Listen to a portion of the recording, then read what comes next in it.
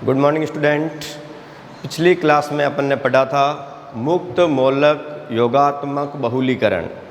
यह जो क्रियाविधि है वह 3 पदों के अंदर संपन्न होती है। श्रृंखला प्रारंभिक पद, श्रृंखला संचरण पद व श्रृंखला समापन पद। अब यहाँ पर अपन श्रृंखला का जो समापन है वो 4 प्रकार से होता है। फर्स्ट युग्मन द्वारा, सेकेंड असमानुपातन द्वारा एंड थर्ड श्रृंखला स्थानांतरण द्वारा और फोर्थ है निरोधक द्वारा। तो पिछली कक्षा में अपन 3 के बारे में पढ़ चुके थे, युग्मन, असमानुपातन और श्रृंखला स्थानांतरण के द्वारा श्रृंखला का समापन कैसे होता है। आज अपन पढ़ेंगे निरोधक, निरोधक के द्वारा श्रृंखला का समापन कैसे होता है।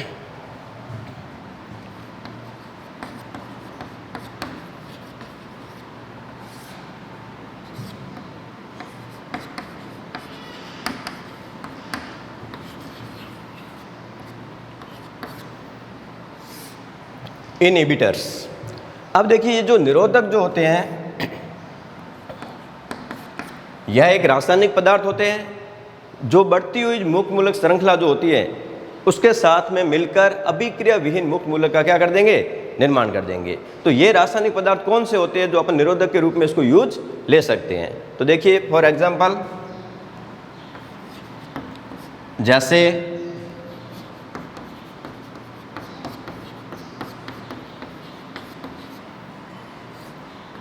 नाइट्रोबेंजीन,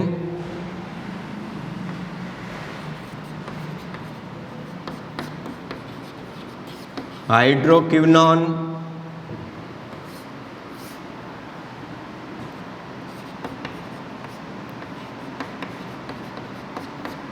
डाइनाइट्रोबेंजीन, ये जो है वो निरोधक के रूप में प्रयुक्त होते हैं। अपन एक रिएक्शन के रूप में लेते हैं।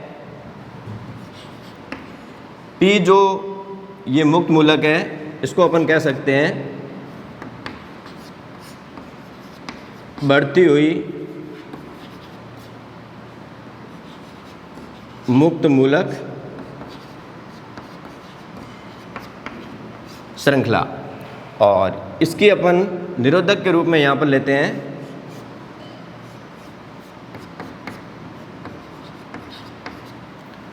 नाइट्रोबेंजीन।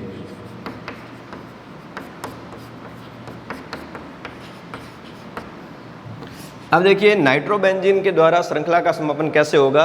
ये जो P मुक्त मूलक से जो आपने दर्शाया है यह एक बढ़ती हुई मुक्त मूलक श्रृंखला है और P या नाइट्रोबेंजीन के साथ में क्या हो जाएगा, जुड़ जाएगा और यहाँ से मुक्त मूलक है जो अभिक्रिया विहीन मुक्त मूलक का क्या हो जाएगा, निर्माण हो जाएगा, जिसको अपन इस प्रकार से लिख सकते हैं।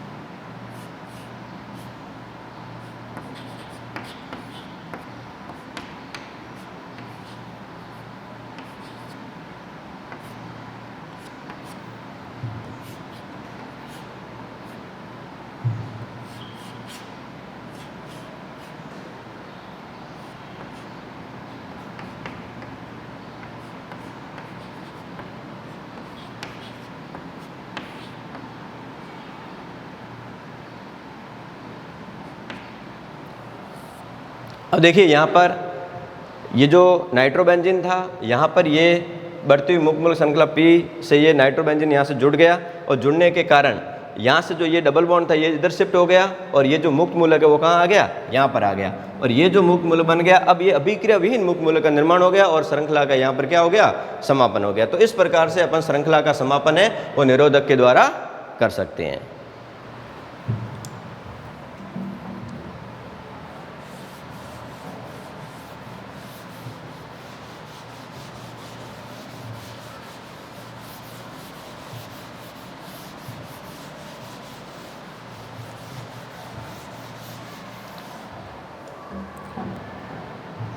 नेक्स्ट अपन आ लेते हैं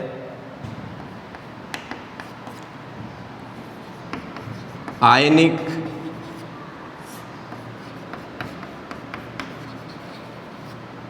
योगात्मक बहुलीकरण।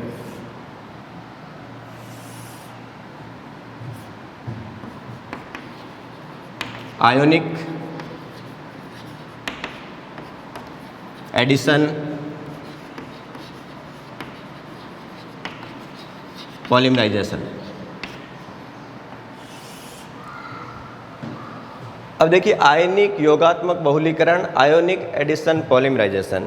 तो अपन कह सकते हैं कि मुक्त मूलक योगात्मक बहुलीकरण द्वारा लगभग सभी असंतृप्त एकलक है उनके बहुलीकरण से बहुलकों का निर्माण किया जा सकता है, लेकिन विशेष स्थितियों में जो है बहुलीकरण वो आयनों के द्वारा करवाया जाता है। For example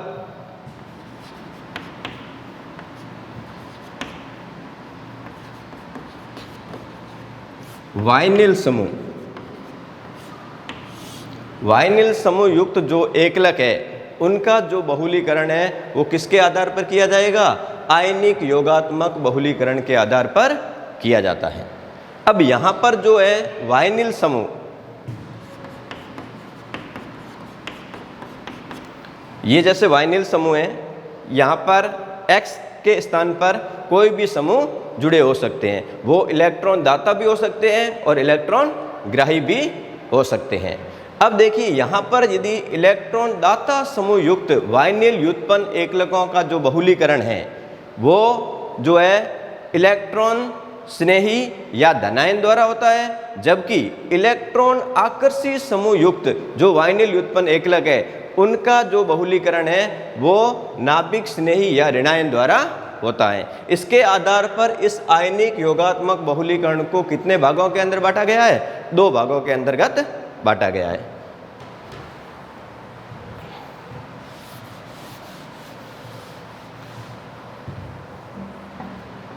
number first,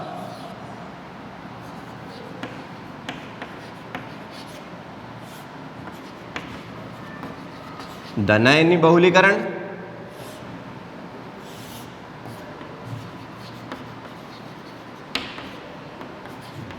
cationic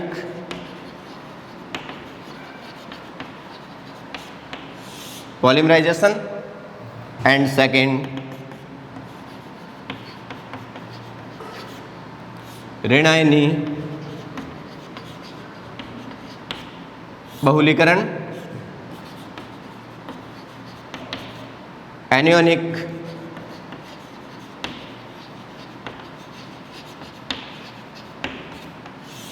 polymerisation. तो अपन फर्स्ट पढ़ते हैं धनायनी बहुलीकरण।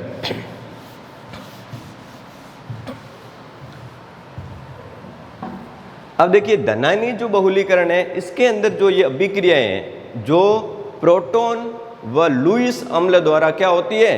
उत्प्रेरित होती है। अब ये जो अभिक्रियाएं प्रोटॉन और लुईस अम्ल द्वारा उत्प्रेरित होती है, इस कारण से धनायनी बहुलीकरण को एक और नाम से जाना जाता है। तो इसको अपन क्या कहते हैं? अम्ल उत्प्रेरित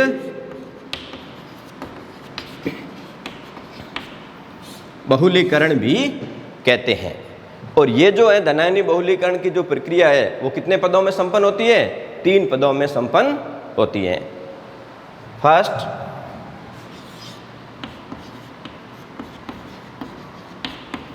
श्रृंखला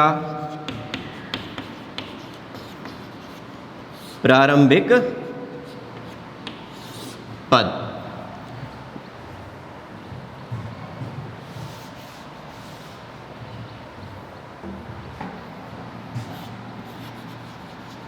चैन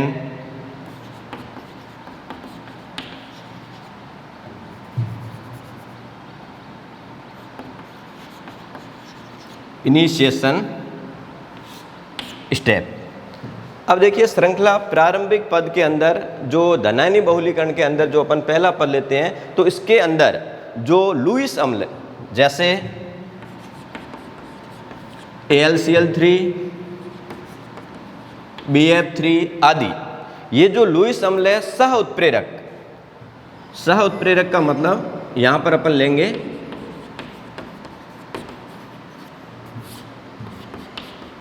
जल लेंगे H2O।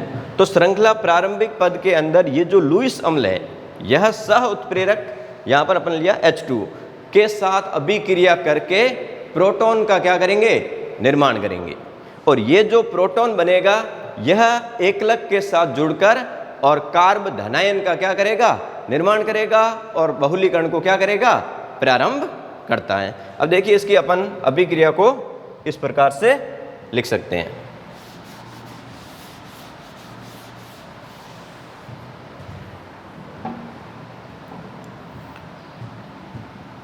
अब यहाँ पर अपन श्रृंखला प्रारंभिक पद में लुईस अम्ल लेते हैं AlCl3, सह उत्प्रेरक लेते हैं H2। इसके साथ जब ये अभिक्रिया करेगा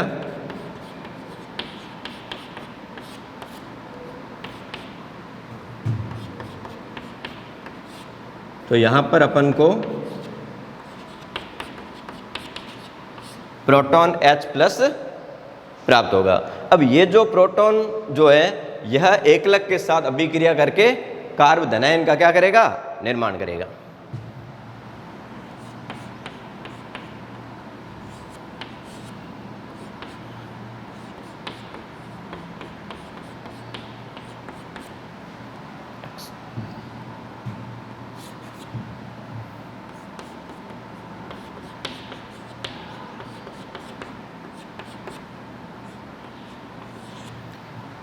अब देखिए यह प्रोटॉन H प्लस था, यहाँ पर जो एकलक है इसके साथ अभिक्रिया की और यह कार्ब धनायन का यहाँ पर क्या हुआ, निर्माण हुआ। यहाँ पर विशेष ध्यान देने योग्य बात यह कि जो यहाँ पर ये X है, ये X बराबर यहाँ पर क्या होगा, इलेक्ट्रॉन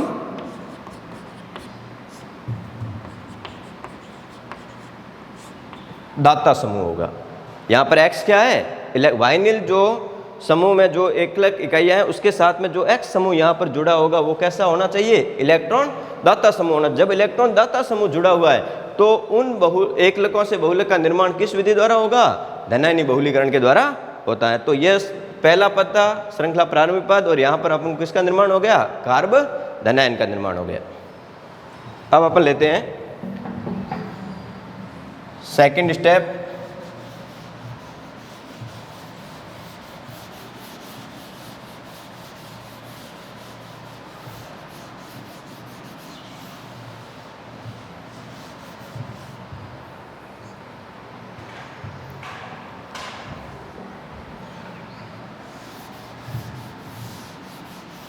सेकंड स्टेप है अपना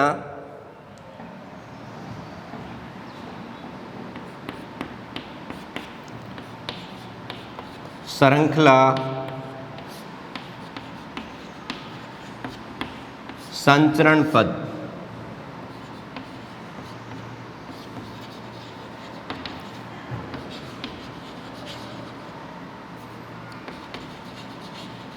चेन प्रोपेगेशन स्टेप।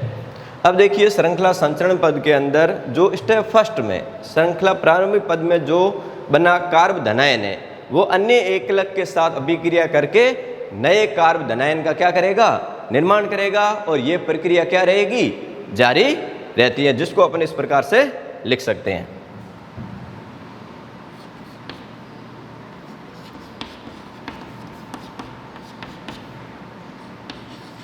ये देखो स्टेप फर्स्ट में बना कार्ब धनायन था,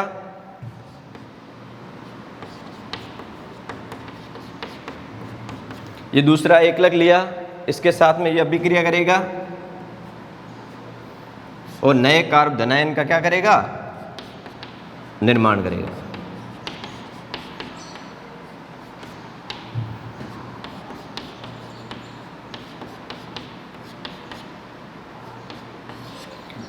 अब यहाँ पर ये नए कार्ब धनायन का क्या हो गया, निर्माण हो गया। इस प्रकार से अपन एकलकों के n अणु लेंगे जिसको अपन इस प्रकार से लिख सकते हैं।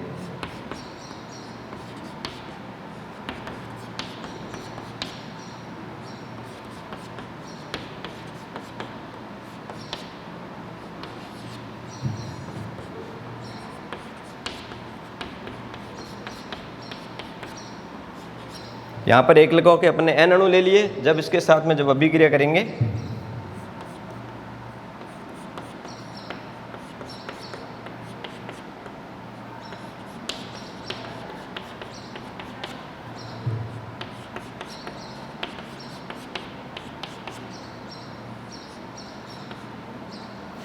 और यहाँ पर n अणु लिए हैं, इसलिए अपन इसको क्या लिख सकते हैं, n लिख सकते हैं। तो यह जो पद कहलाता है वो श्रृंखला संचरण पद कहलाता है और ये प्रक्रिया जारी रहती है। अब थर्ड अपन लेते हैं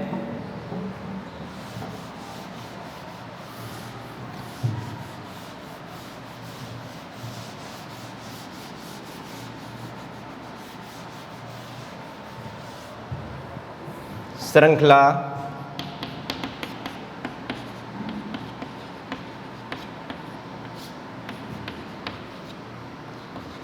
समापन पद, चैन टर्मिनेशन स्टेप। अब देखिए श्रृंखला समापन पद, तो अपन पढ़ रहे हैं धनायन बहुलीकरण। तो धनायन बहुलीकरण की जो प्रक्रिया है, इसके अंदर जो श्रृंखला का समापन है वो कैसे होता है, स्वाभाविक होता है। कहने का मतलब स्पॉन्टेनियस होता है।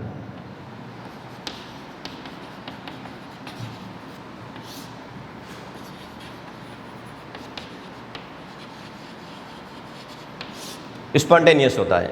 और या फिर अपन कह सकते हैं किसी अन्य जो है इलेक्ट्रॉन से नहीं, सॉरी नाभिक से नहीं या ऋणायन द्वारा होता है। अब देखिए अपन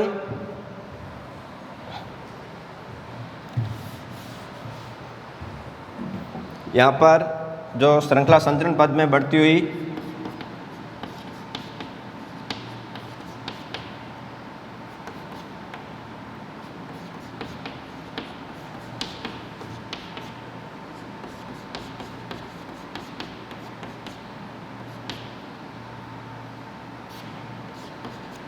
ये श्रृंखला थी,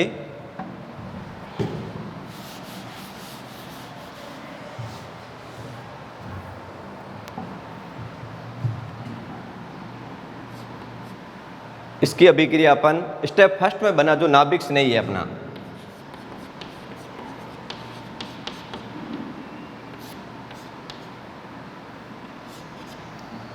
AlCl3OH माइनस, ये एक नाभिक से नहीं है।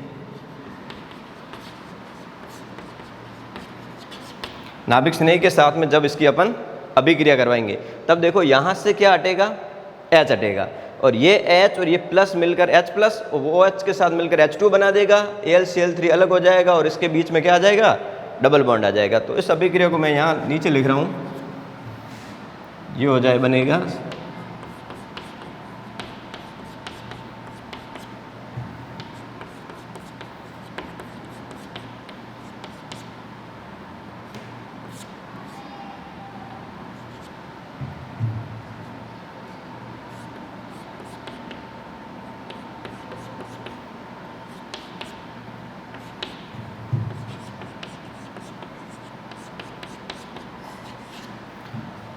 अब देखिए यहाँ से H हटा था, ये प्लस H प्लस यहाँ से हट गया, OH के साथ मिलकर H2 बना दिया और इसके बीच में क्या आ गया, ये डबल बॉन्ड आ गया और AlCl3 अलग हो गया। तो इस प्रकार से श्रृंखला का यहाँ पर क्या हो जाएगा, समापन हो जाएगा। या फिर अपन किसी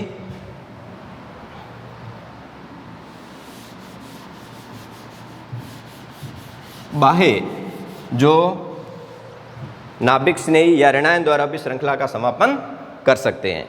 तो यहाँ पर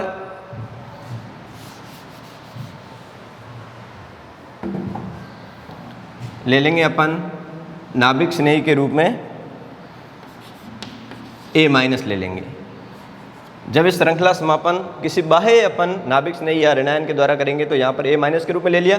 ये जब इसके साथ अभिक्रिया करेगा यहाँ से H हट जाएगा, H प्लस इसके साथ मिलकर AH बना देगा और यहाँ पर क्या आ जाएगा, डबल बॉन्ड आ जाएगा।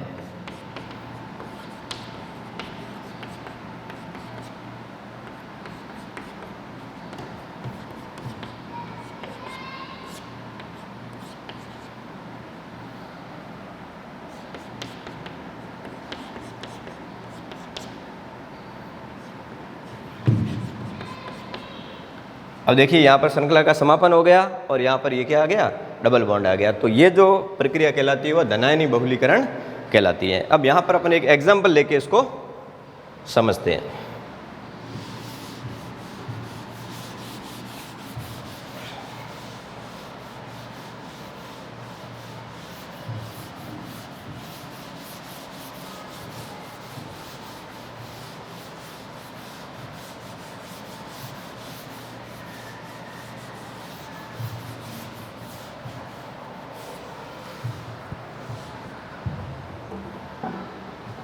अब देखिए धनायनी बहुलीकरण के अंदर अपन एक एग्जाम्पल लेते हैं।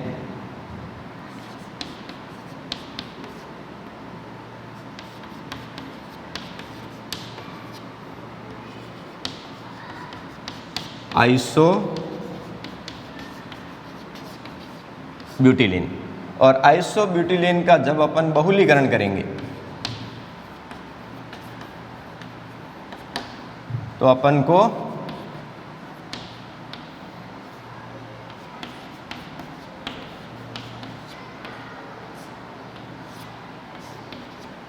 पॉली आइसो ब्यूटिलीन प्राप्त होगा, जिसको शॉर्ट में PIB भी कहते हैं, पॉली आइसोब्यूटाइलिन। इसकी रिएक्शन अपन आगे रबड़ के साथ और भी पढ़ेंगे और थोड़ा सा मैं बता दूंगा कि ये जो है वायु के प्रति भी क्या होता है, अवैध होता है। अब देखिए इस आइसोब्यूटिलीन से पॉली आइसोब्यूटिलीन कैसे बना और इसकी अपन क्रियाविधि पढ़ेंगे। तो क्रियाविधि किसके अकॉर्डिंग पढ़ेंगे, तो अपन देखेंगे कि जो वाइनिल समूह है, यहाँ पर जो अपन X लिया था, X के स्थान पर यहाँ पर क्या जुड़ा हुआ है, CH3 जुड़ा हुआ है। तो CH3 जुड़ा हुआ, इसका मतलब कैसा समूह है, इलेक्ट्रॉन दाता समूह है। और इलेक्ट्रॉन दाता समूह है तो इसका जो क्रियाविधि वो कौन सी होगी, धनायनी बहुलीकरण की होगी। और धनायनी बहुलीकरण की प्रक्रिया कितने पदों में संपन्न होती है, 3 पदों में संपन्न होती है। तो पहला अपन लेते हैं श्रृंखला प्रारंभिक पद। अब देखिए श्रृंखला प्रारंभिक पद के अंदर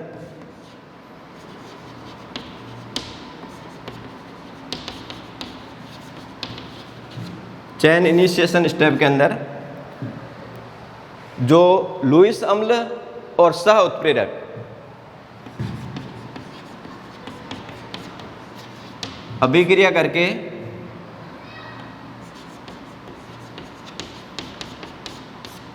प्रोटॉन H+ का क्या करेंगे, निर्माण करेंगे।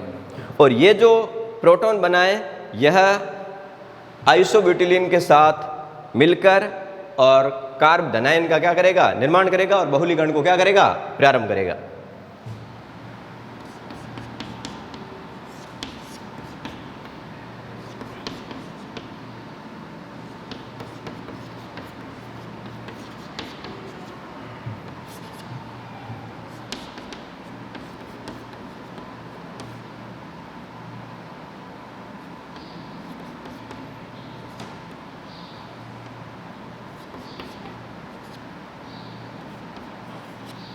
यहाँ पर ये कार्ब धनायन का क्या हो जाएगा, निर्माण हो जाएगा और बहुलीकरण प्रारंभ हो जाएगा। अब सेकंड पद अपन लेते हैं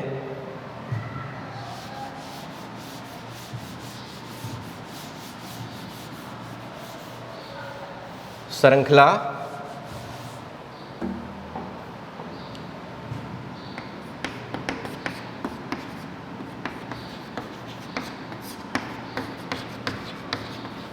संचरण पद।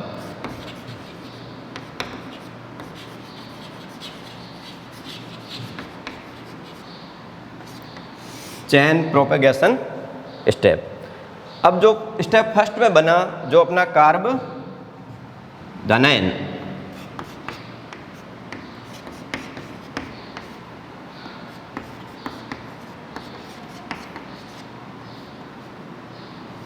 ये स्टेप फर्स्ट में बना कार्ब धनायन है।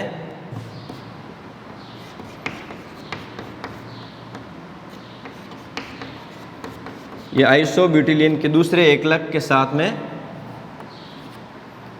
अभिक्रिया करके बड़े कार्ब धनायन का क्या करेगा, निर्माण करेगा।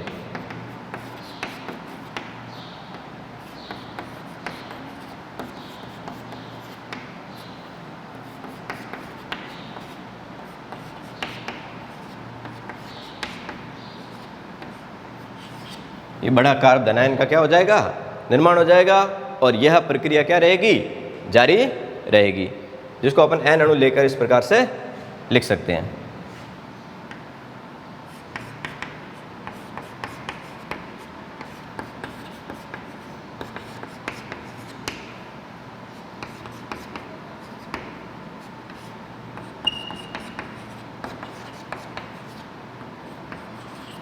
ये था अपना कार्बोनाइन। यहाँ पर अपन N अणु ले लेंगे,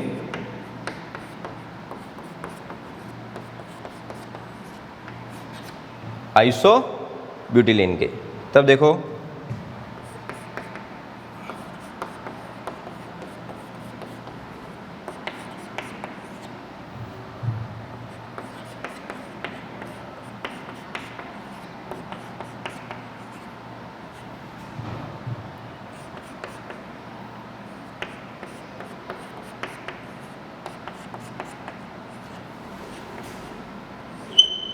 यहाँ पर अपन ने N अणु लिए, इसलिए अपन यहाँ पर इसको क्या लिख सकते हैं, पूरे ब्रैकेट में इसको N लिख सकते हैं, और यह कहलाता है श्रृंखला संचरण पद। और थर्ड अपन अब पढ़ते हैं श्रृंखला समापन पद।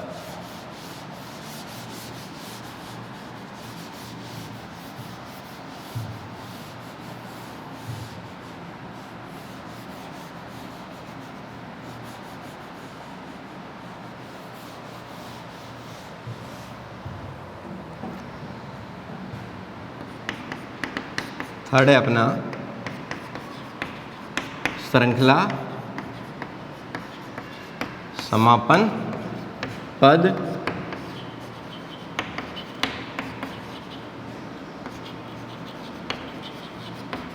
Chain termination step.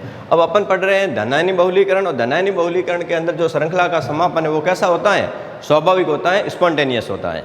तो अब देखिए अपन स्टेप फर्स्ट में बना अपना जो नाभिक नहीं है वो इस जो श्रृंखला संचरण पद में जो बढ़ती हुई जो बहुलक श्रृंखला इसके साथ मिलकर श्रृंखला का क्या करेगा, समापन करेगा, जिसको अपन इस प्रकार से लिख सकते हैं।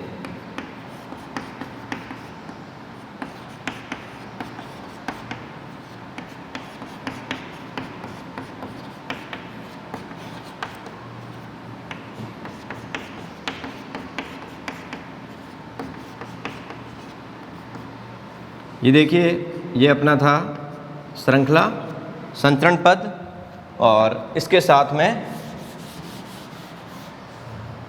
जब स्टेप फर्स्ट में बना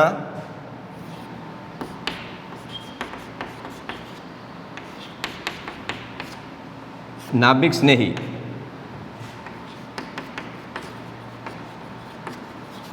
जब इसके साथ में अभिक्रिया करेगा और श्रृंखला का क्या होगा, समापन होगा, जिसको अपन इस प्रकार से लिख सकते हैं।